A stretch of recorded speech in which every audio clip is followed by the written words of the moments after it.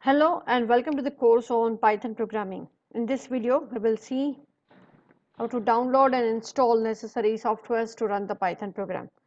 So open up a Google and type download Python. The website which I am getting is python.org. Just click on this link. Here it shows download the latest version for Windows, that is download Python 3.10.2. The options are also available for the other operating system for Linux, Mac and other OSs. So as I'm using Windows, I'm just downloading this particular version. The size of this binary file is around 26.9 MB. Saving this file on the desktop.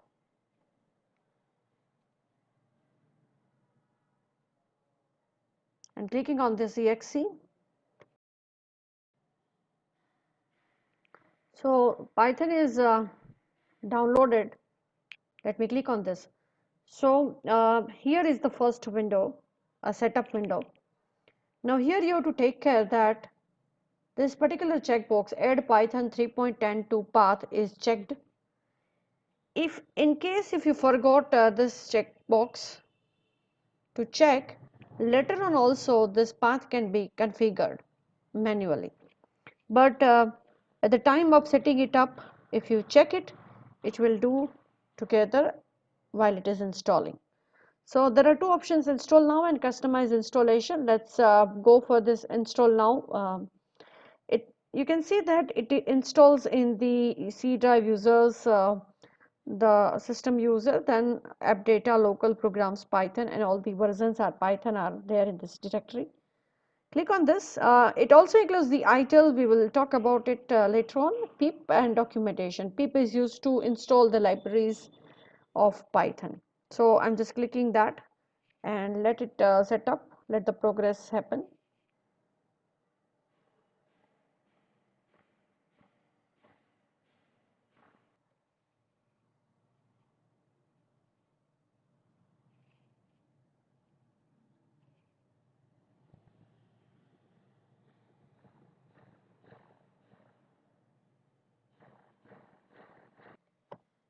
So setup was successful. Let's close this window. To check whether Python is successfully installed or not, open up the command prompt. Type over there Python. If you are able to see this command prompt, that means Python is installed. For a DOS prompt, you have this single angle bracket, whereas here you can see that this is a Python prompt where you have 3 brackets. Now, this is the version Python 3.10.2. So, there are 3 ways you can run your Python program. If you have simple statements or initial programs, directly you can run on this Python prompt and you will get the output. Suppose that if the variable is a is equal to 3 and you say print a3, so immediately you are getting the result on the prompt. So a very simple way is to deal is this, using a Python prompt. Whenever you want to come out from the Python prompt back to the DOS prompt, just type exit. Exit is a function which will take you back from Python prompt to the DOS prompt. There's another way to run the Python program is to use ITIL. When I'm typing ITIL, you can see that it shows me the different versions of Python installed in my computer system. So I'm using the latest one, which is 3.10. We have just now installed. So this is ITIL window, and this is a cell. So just type over the file, new file. So you can see this is again a kind of editor that you are getting. A is equal to 3, print A. Let us say print hello, and press Ctrl S or alternatively save. Now on D drive, I've created a folder Python 2022. So save this file first demo.py. py. Py is the extension of Python files. But if you are choosing save as type Python files, it will automatically have the .py extension. So save. This file is saved inside this particular folder. Now to run this, just type on, just click on this run module. So you can see that the output is there. So on the Python idle cell, and you can switch between the idle cell and your editor window. So as many programs you want, you can go on creating. So this is the second way. Now coming to the third way, you can use any of the editor of your choice to write the Python program. I'm using a Sublime here.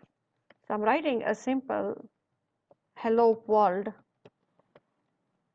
message and saving inside Python 2022, and this is hello world.py. So py is the extension of Python program. Print is a function which is used to display anything on the screen. The message should be enclosed between double quotes.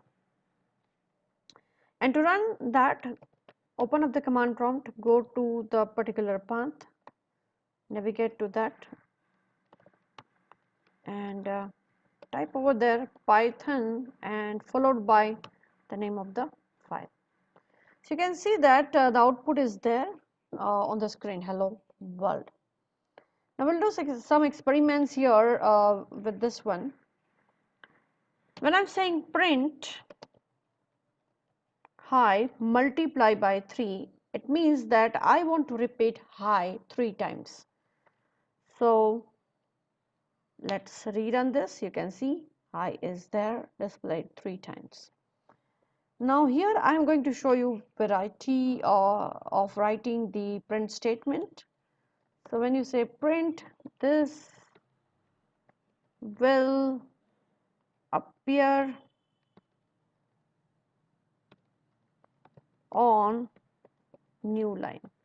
So you can see I'm using a print, but I'm using a slash n here. It means the new line will be available on the new line.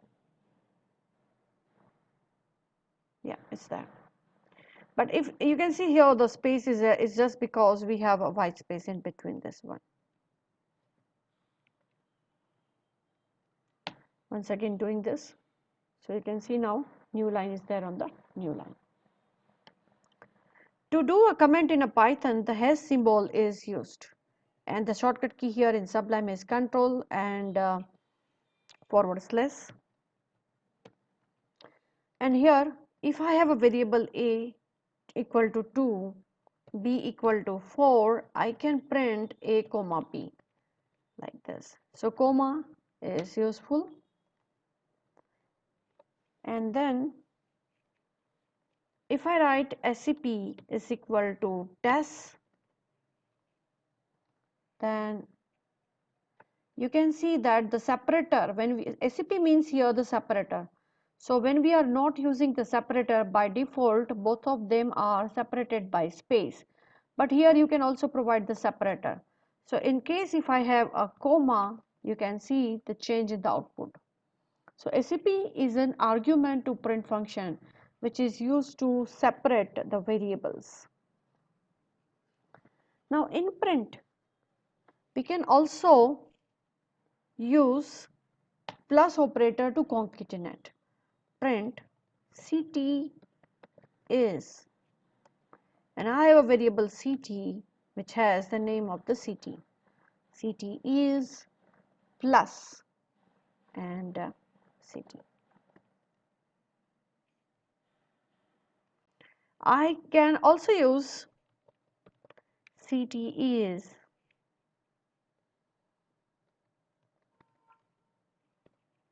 So in both the case we are getting the output. Only the difference is you can see when I'm using a comma, it have a white space, whereas when plus directly concatenates them. Then in case of print, I can also use ct is %s %ct. So this is the first way of printing. This is the second way, and this is the third way. So these are just different syntaxes that you can use to format your output. So this syntax is very familiar, those who have worked with C programming language. CT is percentage S, percentage CT. Let's check this one. CT is Rajkot. And there's one more way, fourth way, print. Now you can do experiments along with that, this one. So before I show you the fourth way, let's do some experiments here. That is print CT is percentage 20s, and then I'm writing percentage minus 20s. That denotes the space of 20 characters, and then within that you can see.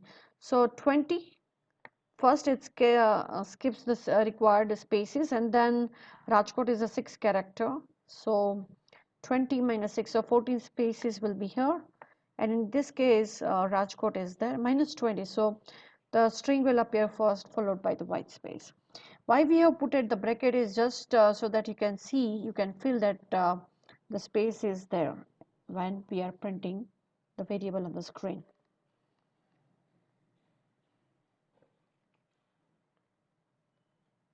Now coming to the fourth way. In case of a fourth way, you can use like print CT is 0. This is known as a placeholder, but then you will have to write dot format and within that CT. So again you can see we are getting CT is Rajkot. That's all for now. Thank you for joining.